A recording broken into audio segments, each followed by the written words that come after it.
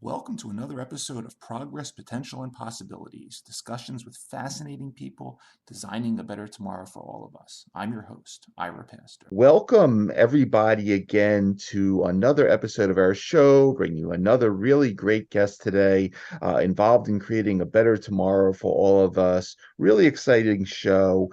Today, we have the honor of being joined by Dr. Reshmi Ghosh, who is an applied scientist, part of Microsoft's Artificial Intelligence Acceleration Program under their Office of Applied Research, where she serves as a technology lead to drive teams towards better customer experiences by integrating really the state-of-the-art machine learning capabilities in a variety of Microsoft products and services, and ultimately working at this really interesting intersection of natural language processing, of so-called human-centered artificial intelligence, and reinforcement learning. Dr. Ghosh's collaborations at Microsoft have been quite broad. They've revolved around researching and building various machine learning models that ultimately help to understand, predict their users and consumer behaviors, to ultimately help empower these intelligent service improvements to their various products, as well as improve overall customer experiences.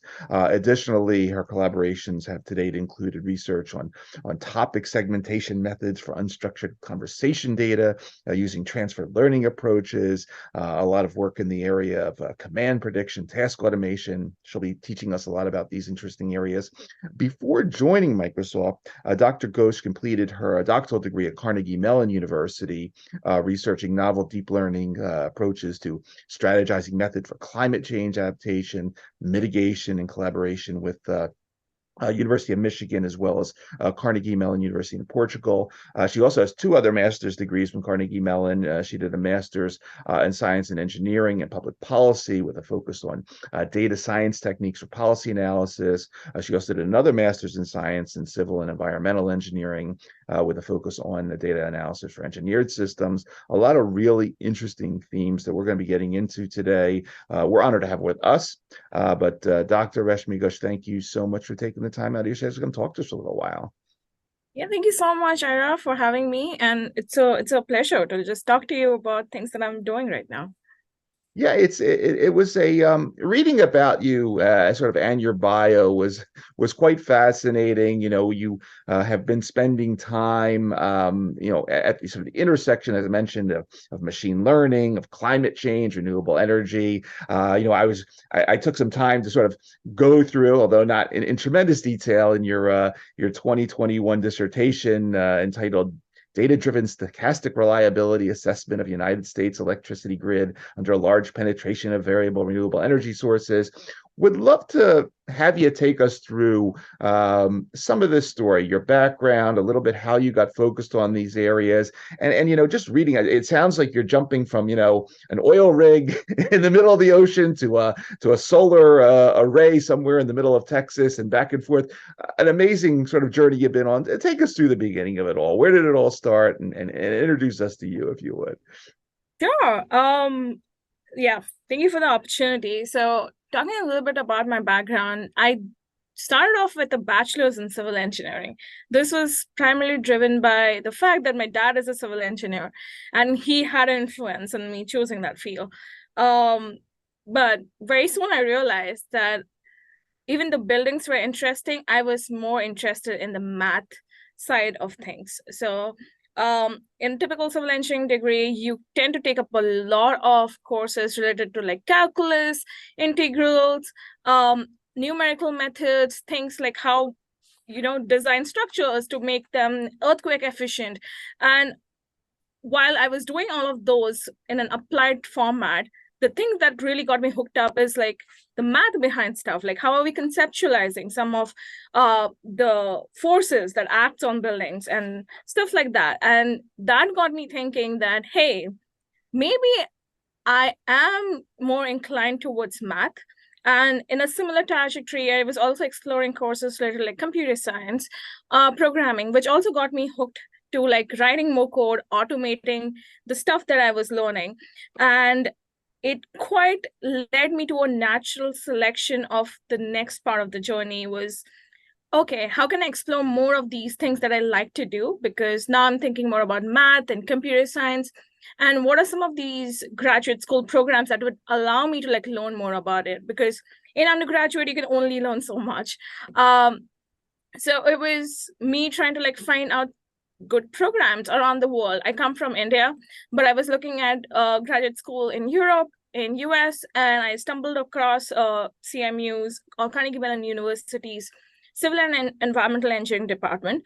And the unique thing about the program that I enrolled into was the fact that, one, they allow you a lot of flexibility in the courses that you want to choose, which was giving me a sense that, hey, now I can shape some of the things that I really want to learn and pick and choose courses based on like my liking, my learning goals, and also like what I want to do after the master's degree. Secondly, apart from like having a very flexible curriculum, Carnegie Mellon University is known for its School of Computer Science, which was, again, a very natural inclination for me. I was like, okay, like, I've started liking the programming aspect of things. I like math. How can I explore this more? And getting into a prestigious school like that, which has done a lot of good work in artificial intelligence and like brought up a lot of like different concepts for computer science, led me thinking that, oh, maybe I should like apply to the school because it will give me a chance to learn from like the people who have done some groundbreaking work in this field. And fortunately, I got in. It was quite interesting because I still remember me applying somewhere in December and got admit in January of that very year, or like of the next year. So it was like in a month I could know that I'm heading to Carnegie Mellon, and I did not even wait for other universities to like tell me back what they are thinking about my profile. So it was a very like organic process for me to choose Carnegie Mellon and Carnegie Mellon to choose me. Yeah, so going into the program, I did start off thinking that, hey, I come from a background of civil engineering, so I don't want to lose out on my touch because I do have a passion for like, how can we fight climate change? And this is just not me thinking about like from the education perspective, but also like socially, given how things are right now. The earth is heating up, you're having like really hot days. And I was thinking more about, I have this opportunity in this great school to learn more about climate change and sustainability, and how can we mitigate some of that, because there has to be tools, even though we have not implemented them at the correct time maybe, but there's still some mitigation that we can do. So I started taking up courses related to climate change, adaptation, thinking more about even from the economic perspective, because a lot of climate change effects will have like impacts disparately across different economic strata of the society. And that is super important to know, because while you're designing like policies and like mitigation methods, you have to keep those concepts at the back of your mind so that you're treating everyone equally.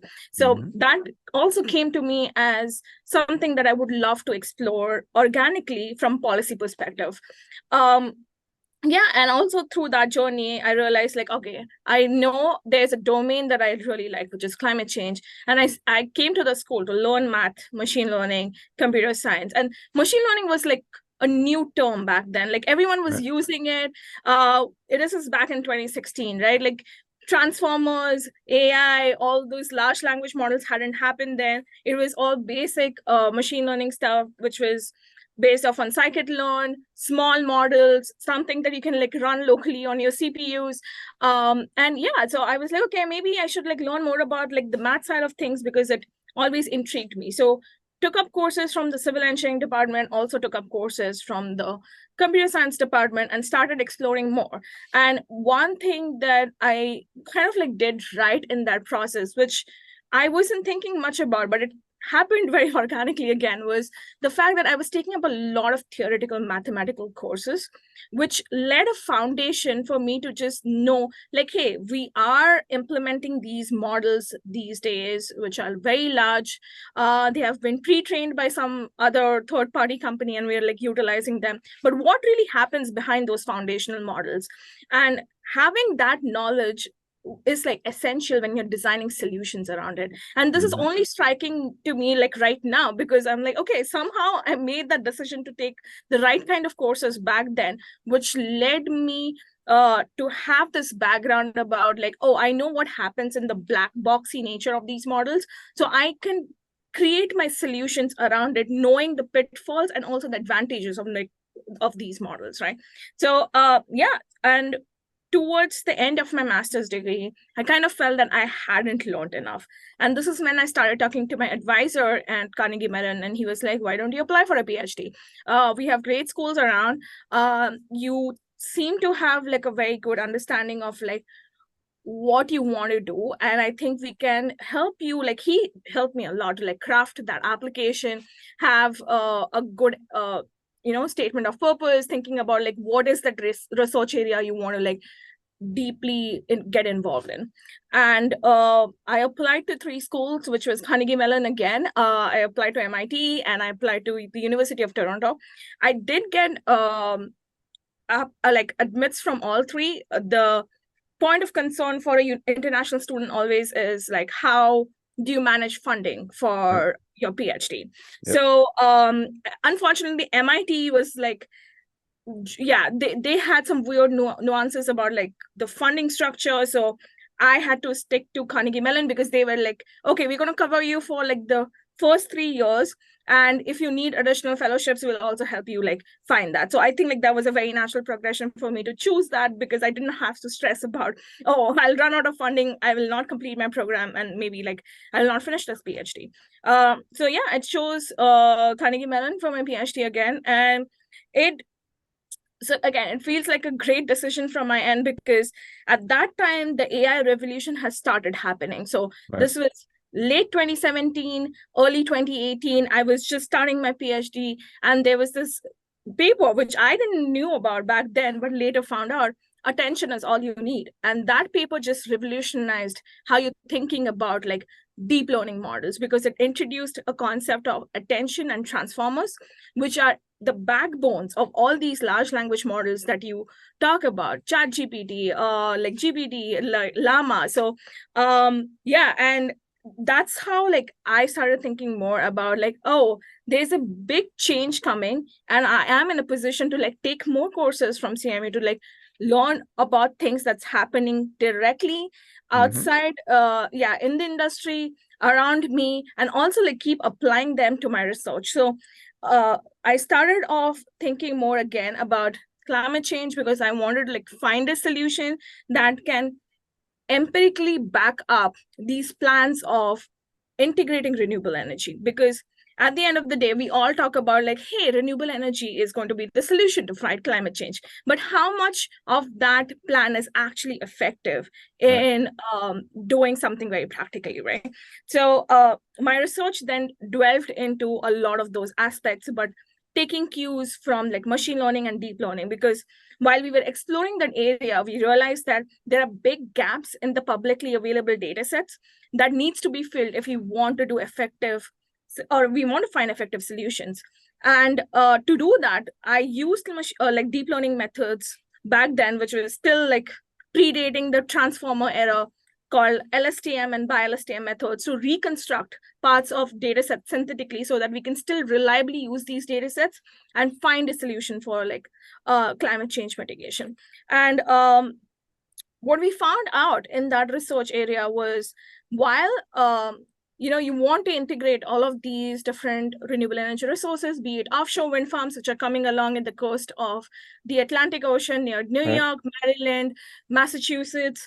There's also some plants around like California. There's some plants around the Gulf of the Texas region, and that's why I have all these 3 states in my dissertation. Yep. We also realized that as the earth is heating up. There's a lot of atmospheric processes which are also changing wind speeds, which are also changing like solar radiation. So there's a indirect feedback loop that we don't talk about, which is kind of like also influencing how much of these renewable energy resources can you actually implement to mitigate some of the effects of like having more coal or having more natural gas based systems, right? And that's where like my thesis comes along, and it tries to explore from more data driven perspective, using deep learning models, using statistical methods of like, hey, we have all these resources, these are also continuously changing, and you want to integrate parts of it in the system slowly, because these things take time, they need to be constructed, there are policy changes coming along. So over a period until 2030, how much of the renewable energy can get integrated, and once it's integrated, how much of it will actually satisfy demand for electricity if we take out coal resources or if we take out like natural gas resources.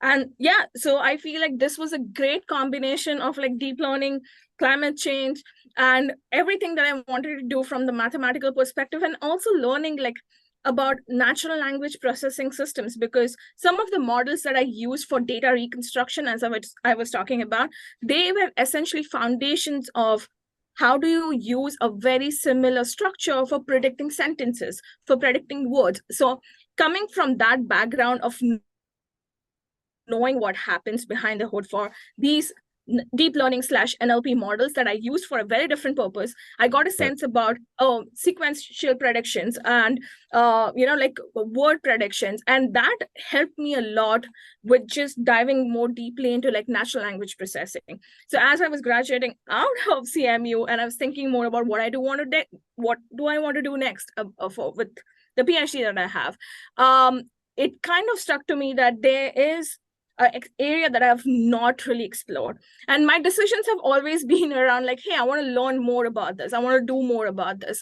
So it kind of felt like, hey, if I stick to academia, I will be diving more deeply into climate change and deep learning methods for climate change. But if I am in the industry, I would also get to explore these models in a very different way, in a very different setting, which is for like predictions of tokens and sentences or words, but from a very like productivity perspective. And that's how I started looking at what kind of jobs are available out there. And some of the job descriptions like gave me a sense about like, oh, there are these technological companies like Google and Microsoft who have a lot of productivity apps, like your Google Sheets, Microsoft Excel, which can utilize some of these techniques that I'm learning in a way that helps consumers. And that to me was very fascinating, because I have always been a very applied science kind of person. So I was like, okay, I have learned all of these great foundational conceptual models, math. I'm getting a place to like now explore it in a very different realm of things. Why don't I explore that? And yeah, so I started interviewing. This was mid-pandemic, so things were also bleak. There were a lot of hiring freezes, but somehow things worked out, and I got this offer from the Microsoft AI Development Acceleration Program, which is a very prestigious program in the Office of Applied Research. And I was like, okay, this is great for me to start, because it is not only letting me explore how can I utilize some of the knowledge that I've gained from Carnegie Mellon to like real world applications, which a lot of consumers would use, but it is also giving me a chance to rotate with 4 different teams within Microsoft. Because outside Microsoft, you wouldn't know like what are the internal teams and like what do they work on. So as a student, this is like a great opportunity to just explore what is a good fit for you before you commit to that role or you commit to that team. And I thought that was it was a very fortunate opportunity for me to like come across something like this. Yeah, I came to the program, and I started working with Azure services, because that was my first project that I got in this program. It was pretty much related a lot with my PhD, because it was about anomaly detection, thinking about like health services of Azure, which is a cloud provider from Microsoft. But I soon realized that I am still very inclined to do more like applied science for consumers. And that's how I got more into the office products group, and I worked very closely with them with intelligent commanding, taking that knowledge about like sequential models, applying them to like commanding scenarios. And also like, yeah, going forward, as I was getting out of this program or like graduating, because this program also lasts for 2 years, and now I'm in a product team, permanent product team in Microsoft. The AI revolution or the AI disruption with generative AI happened, and that's what got me into like large language models, and now I'm exploring a lot of them on building like efficient tooling so that users who are consuming our products, they don't have to spend a lot of time thinking about, oh, I have to write this document which will take me 5 hours. We're thinking about like building these safe solutions with GPT powered systems to help all of these users who have to utilize a lot of cognitive load into doing something cumbersome, and helping them to do that in like within a minute or within like a few seconds. So it's been a pretty interesting journey, but I am so glad that all of these different things came together. They helped me shape like how I think about products, how I think about machine learning, and yeah, it's just a continuous learning process every day. No, again, it's reading about you. Obviously, you've been on a fascinating sort of whirlwind tour again from, and I have to say, for everyone out there listening and watching, pick up a copy of Dr. Ghosh's PhD, and you sort of, I envision you, Reshmi, sort of again hopping from the photovoltaic field to the offshore wind turbine, and also I learned a lot about balancing authorities and spatial heterogeneity of temperature and how that affects decisions. So really, really fascinating work. A couple months ago, we had Sadita-san on, who introduced us to the Microsoft AI Development Acceleration Program, as you mentioned, part of the New England R&D campus there. Talk a little bit about sort of the structure of that for maybe sort of the next generation that's following you, and say, what was that like? I mean, talk a little bit about, obviously Microsoft, okay, makes sense. Definitely a decent organization. We've been profiling members of the Microsoft family the last couple of years, but talk a little bit about what the program was like. Sort of the whole process of sort of getting there, for just so people understand what it's all about, and those 2 years encompasses. Right. So like the program is called Microsoft AI Development Acceleration Program. A little bit about the history. It started in 2018, so it's a pretty decent and recent program. It's just like we just finished like 5 years of having the program around in Microsoft, and we were celebrating that last week. Nice. So it's a program for new graduates. So if you are in school right now, if you are learning more about machine learning, you're interested in machine learning, you have a computer science background, this program could be like very much interesting to you. The leadership in this program, they try to hire new graduates. So that means that if you have graduated in that specific school year of when you're starting the hiring process, you will have the opportunity to interview for the program. And then, if you get in, then you will be spending 2 years with the leadership in the New England Research and Development Center in Boston. But again, Microsoft has a pretty flexible, like remote employee policy. So you should definitely take advantage of that in case you don't want to move to Boston. So basically you work with 4 different teams in the course of these 2 years. The goal of the program is to introduce these new talent in AI who are coming up with like great skills that is rapidly changing right now, from the school, from academia. So they are trying to hire folks from bachelor's degree, master's degree, and PhD degree. So you don't have to like think about, oh, just because I have a bachelor's degree, will I not be eligible for this? That's absolutely not true.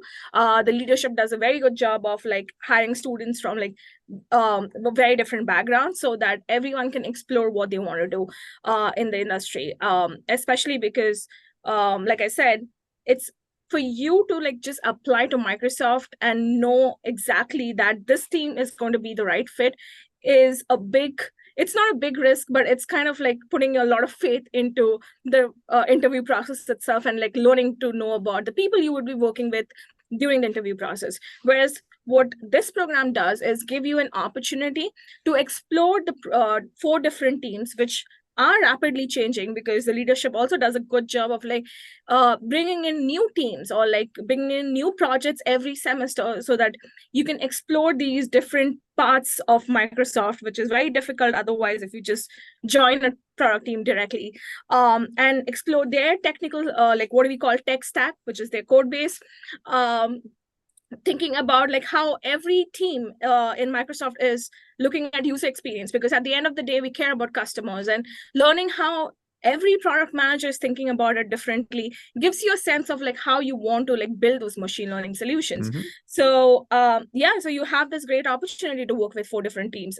And at the end of this program, the leadership also helps you to like find a good fit of the program or like the teams that you have worked with, so you can essentially become part of the teams that you already worked with, or you can also find opportunities outside, work with your managers, and get embedded into another product team. So in this course of like the 2 years, you get to work with teams of like software engineers, which are essentially machine learning engineers, applied scientists, what we also call as like data scientists outside, but you work in the intersection of like data and like a little bit of engineering, and that's why you're called an applied scientist, which was my role.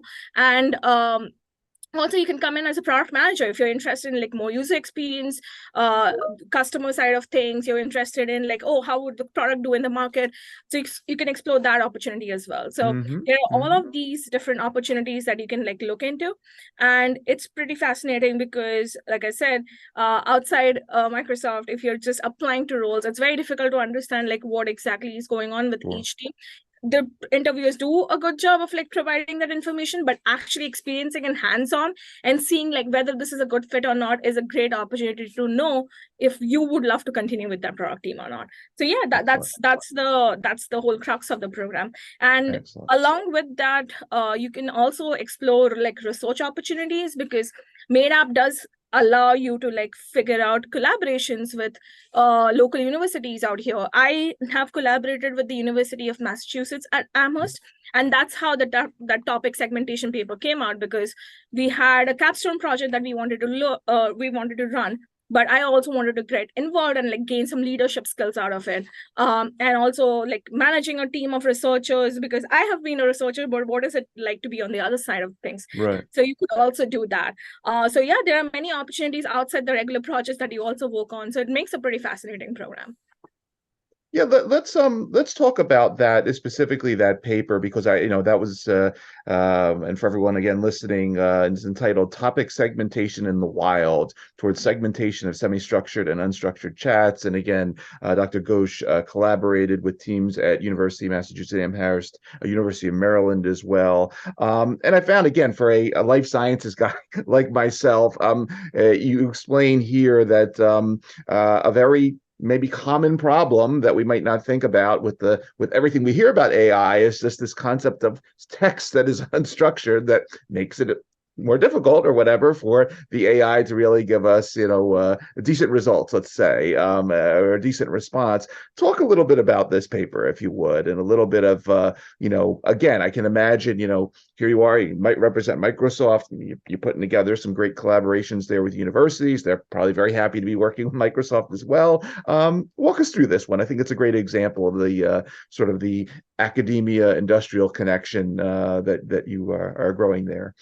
I think Microsoft does support a lot of good research. So this was one of those opportunities that I wanted to explore, because learning within the industry has its own, like, you have a different mindset of like looking at products, you're looking at like solutions. It's very fast paced, but it's also good to like keep in touch with academia and see like what professors are thinking about, how are they thinking about coming up with novel solutions, and how far are we from that solution, right? So this capstone led to that exploration, because we realized this was actually the problem of looking at topic segmentations, or like segmenting unstructured text data, which you can imagine would be like conversations, because the theme of conversations changes very quickly. It is not as structured as a Wikipedia page, which is you have different sections. Every section has a specific topic that you're discussing. So it's not as structured as that. Yep. And this project came about from how we were thinking about looking at conversations in direct messaging apps like Teams, which is a Microsoft product. And if you want to implement any sort of like search querying process at the downstream side, to like look through conversations, it's a very difficult task to do for a machine learning / natural language processing system, because the system itself is developed in a way that it will go through it will try to go through like all text, but that is not a very efficient way of doing it. So we had to think about like, hey, can we find groups of themes in the conversation so that the NLP system, which is trying to like parse through these very long conversation meeting transcripts, there are like far more applications about like also like speech recognition systems, which can utilize some of these techniques. Can it do it in a more efficient way so that your search process at the end of the day becomes faster? And that's what led us to thinking like, hey, we know that there are models that exist or machine learning solutions that exist for structured data like Wikipedia corpus or anything which is having any sort of like sectioned groups of topics. How can we utilize or like test some of these models and solutions to a more unstructured format? Because if we want to revolutionize the area of search for within conversations, we need like more efficient systems which can do it in a very fast way. And latency is a big priority for any of the products that we develop over here.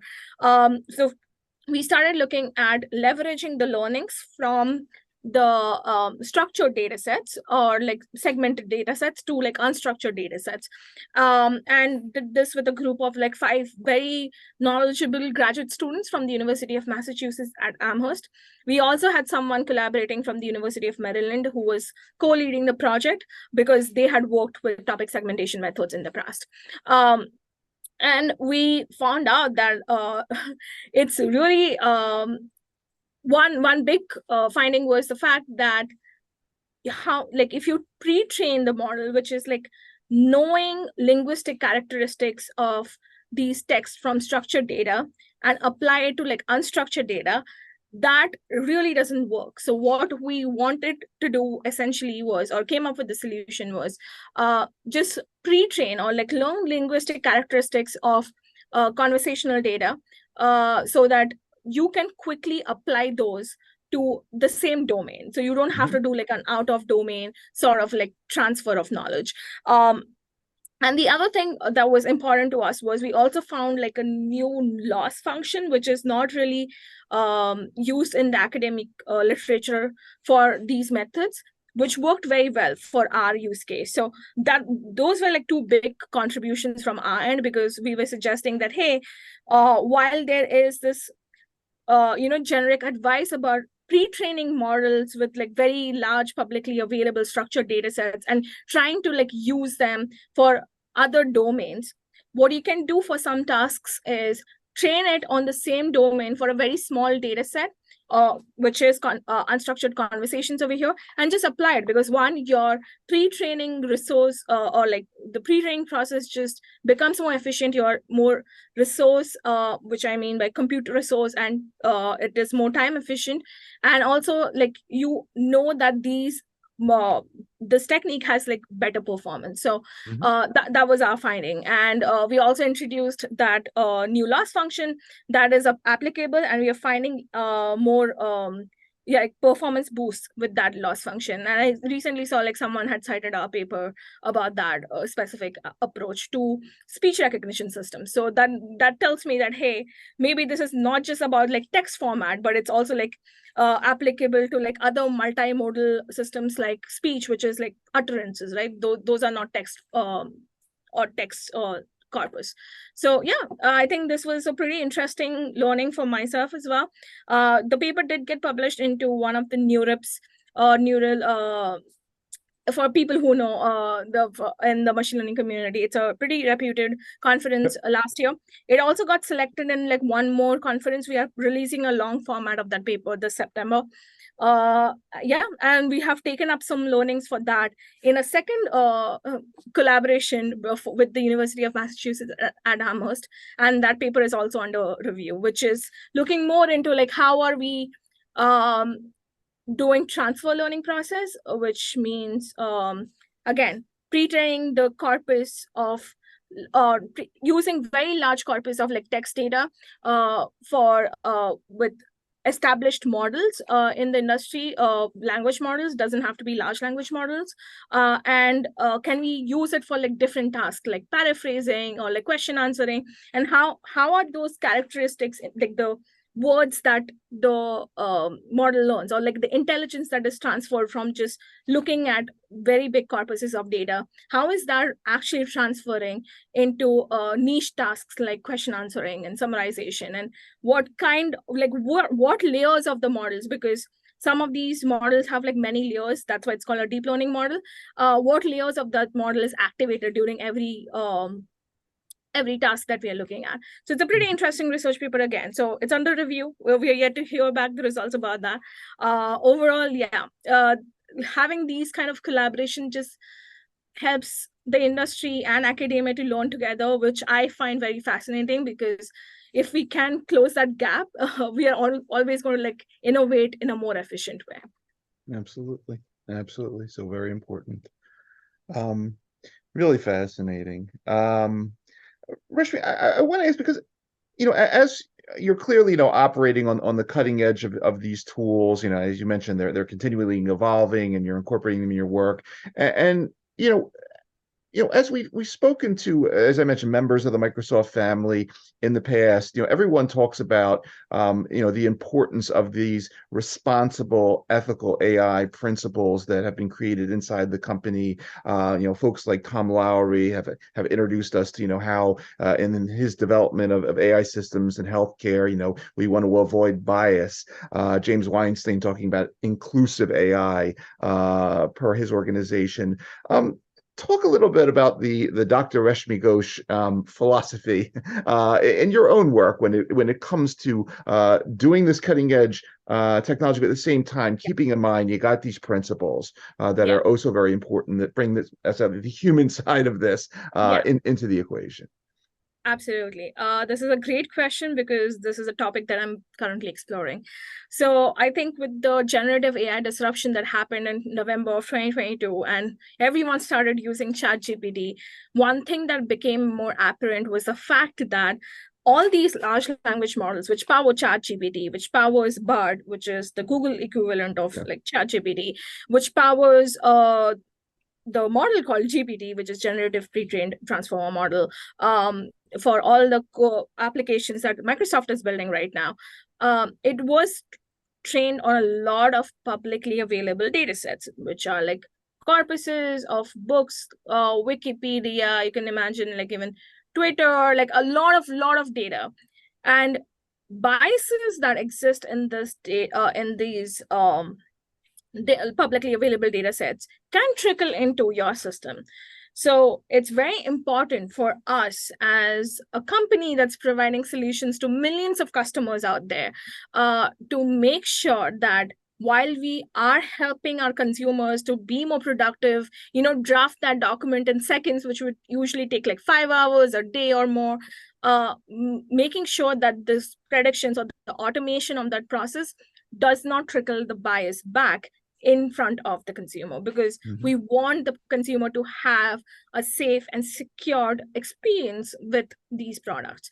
So currently, my philosophy always has been, I'll talk about that first, that we have to be responsible in the way we are showing data to our customers. And this also comes from the fact that I had very closely worked with, like, the design principle behind this was I had worked with climate change models in the past, and I have seen, like, from the policy perspective, the disparity that exists in the society and how climate change itself would like affect different parts of the society.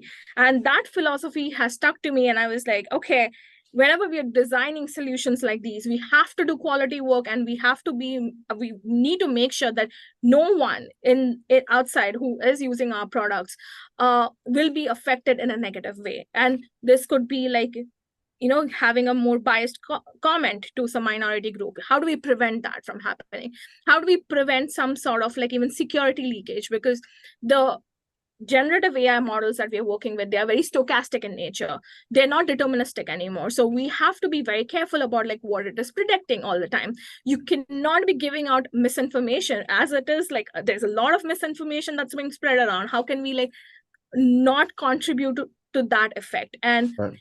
to do all of that, it requires thinking more about what are our principles of responsible AI. And I think one thing that I'm very proud about in Microsoft is there's a big team of Office of Responsible AI who come up with these policies and guidelines. And Microsoft is a big security company. So they're all working together to always like come up with like very comprehensive guidelines about what we should not do and like implement that in our product. So while we are trying to like release and become the AI first company that we all want to be, we are doing active checks. So there are so many reviews that I'm part of every day in the meetings.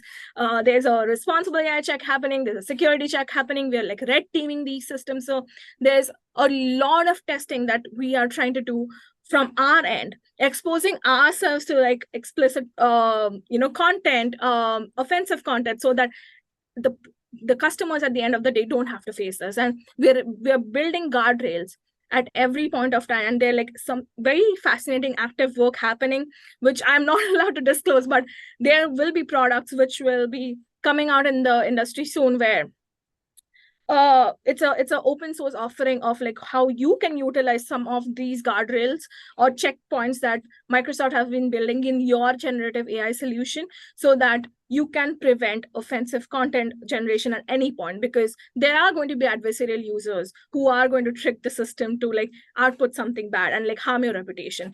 So there's an active research that's going on right now with all of that. And essentially, I am personally very involved with working with how can we prevent jailbreaking of these systems?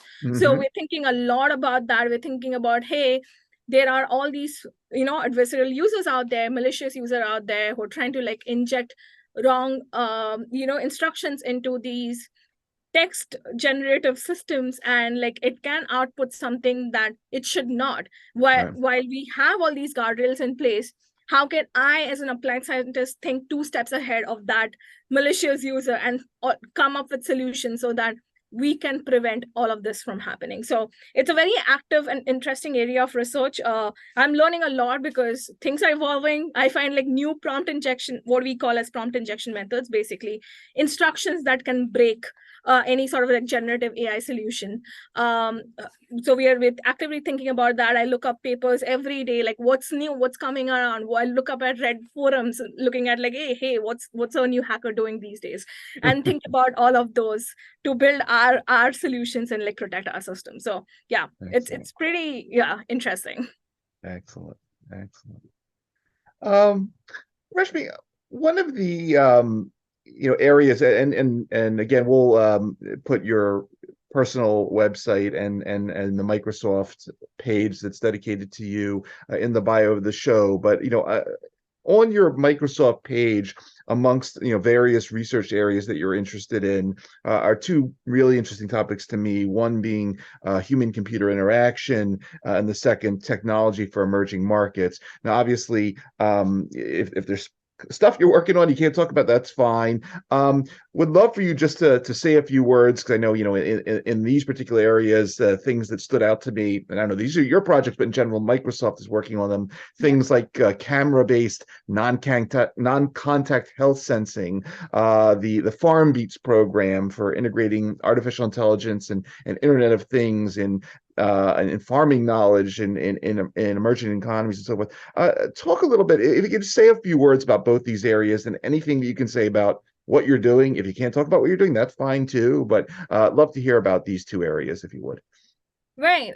Actually, I'll confess, Microsoft is so big and it has so many divisions that I don't know details about the specific projects that you just described, but from an essential design principle, because I talk to a lot of like UX researchers, I talk to a lot of product managers on a day-to-day basis, just understanding that, hey, yes, we want to build a cool AI solution, but is it really helping users? At the end of Right. the day, our goal is to make sure that the users have good experience. And when I say good experience, it's not that they are getting frustrated while using our products. Right. So yeah, and the design principles that we use are essentially very human centered. That is the part of the human centered, or HCI, human computer interaction process, that we very closely like integrate in our thinking process or brainstorming design principle building process. Mm-hmm.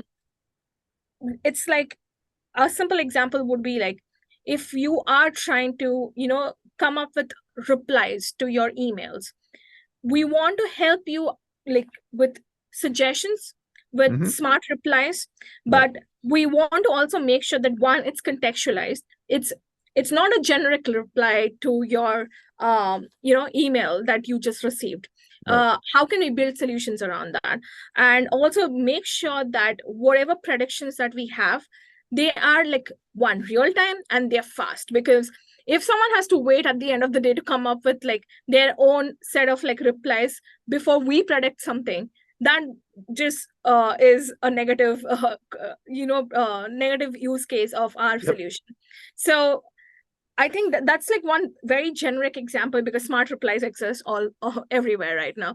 But that's how we are thinking. Like, even while building these conversational agents with GPT or any large language model, how can we make sure that what we are providing as a solution is fast enough so that you don't have to go back and reiterate and do something that is not satisfactory? So our goal is to like come up with a good solution to help you draft what you would like to draft, rather than you spending time with the GPT powered solution to go back and forth. Yes, you can have conversations. That's an exciting thing. I feel a lot of customers are using ChatGPT for these days, and that's what got hooked them up to it. But if you have to go back and forth with a conversational agent all the time to like fix what was generated for you, that kills the whole purpose of doing something efficient for you.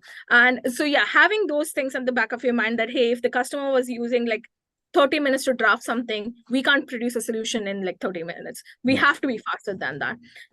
Yeah, and having those principles always in our back of our mind, I think that is what we mean by human computer interaction. There's also a lot of work about like user experience. Like, we want to show this this efficient new like it's hard to describe, but like how Word, Excel, PowerPoint has ribbons Yep. of commands. If you want to show that in a way that appeals to the user, how do you even place those in front of the user? So while you're developing a solution to like do a lot of like predictive generation, text-based completions for the users using AI or using ML, using large language models, how the user interacts with these systems drives the solution back to us and say like, oh, like user experience researchers are saying this is not how it should be predicting stuff. We have to like figure out a way going back in our system that the way it does predictions, maybe like it's showing like 4 words for some task that you have created, but instead it should show 3. How can we go back and embed it to our system so that it's doing the right thing in front of the user? So thinking a lot about those as well, because at the end of the day, my job as an applied scientist is not just like machine learning, but also like the engineering perspective and like the user experience perspective, all embedded into like thinking about the solution. Yeah, not sure that if that helped with No, the that you have. absolutely. I mean, and again, I do realize that it is a big company, and you're not involved in every project. So no, that's totally cool. Again, I just wanted to get I wanted to expose the audience to that you're passionate about a lot of these areas, and it's just, again, we'll put the link into your profile so they can, everyone can further explore all the things that you're doing, but also the larger companies doing around these. So it gives an idea that the types of internal customers that will be coming to you and the types of projects they ask for. Reshmi, while we have you, I mean, I noticed, as I was reading about you, you do a lot of, aside from your research, you do a lot of public-facing stuff for the organization now. I saw in March you were on a panel at the Women in Data Science, Central Massachusetts, Yeah. Conversational User Interfaces Conference in Netherlands in July. I saw you had something coming up on generative AI entitled The Good and the Bad, which just sounds really cool. Other things for the rest of 2023, conferences, talks, meetings, places that we can run into you, listen to you, meet you possibly face to face. Anything else on the schedule that you want to mention, please take the floor. Yeah, thank you for that opportunity. I think I'm attending a local Boston Women in Tech conference actually on Monday. And I'm going to be at the Microsoft booth. So if you're attending and if you're listening to the podcast before 21st of August, you should hit me up. Excellent. You can meet me at there. I am going to talk at the Women in Data Science panel again in September. The location is still TBD. So you could find details about that on my LinkedIn because I'm going to share the post whenever the event organizers get back to me. I also have a talk at the MIT CSAIL that's coming up. It's going to be again about generative AI, about the differences in how the industry is looking at the solution and like what academia is doing right now. It's an in-person event. It's an MIT, Massachusetts Institute of Technology here in Boston, in Cambridge area. If you're around, you should check that out as well. It's going to be on October 4th. And I am virtually speaking at the Intellisys 2023 conference because our paper got accepted there. It's the long format of the topic segmentation paper that we were discussing about. I think like these are the three big events that's happening. I do have like a few things and talks, but they haven't really like materialized yet. But if you see stuff on LinkedIn, you should always come and chat with me. Absolutely. We'll put that link in there as well. Reshmi, it's again, it's been an amazing journey you've been on. I mean, it's only been a few years, but I clearly say why Sudhi described you as one of the most talented applied scientists in AI/ML today. So I mean, I root you on. I find the area fascinating, and you just it's going to be fun to continue to watch as you evolve. Love to have you back for another show in the future to further tell us about the journey.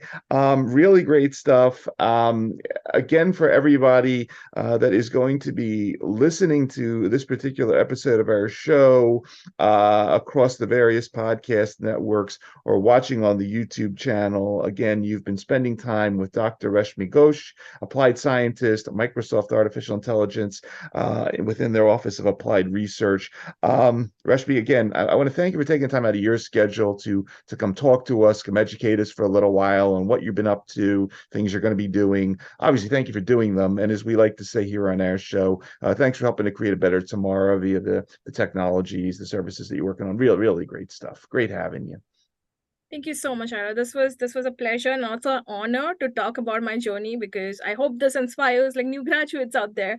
I'm very passionate about women who are in STEM trying to explore ML AI, and I do a little bit of work around that as well. But this is for all the women out there who think that, oh, what should I do after my graduation? You should just explore ML AI. There's a lot of good opportunities out there.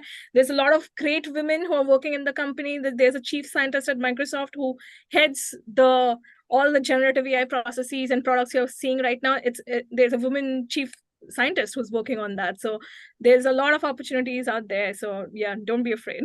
Well, I mean, it's definitely think you're inspiring quite a few people that are going to be listening to that. Yeah, inspired me. So no, really great stuff. It was great having you, and I enjoyed listening to you talk about it. Yeah.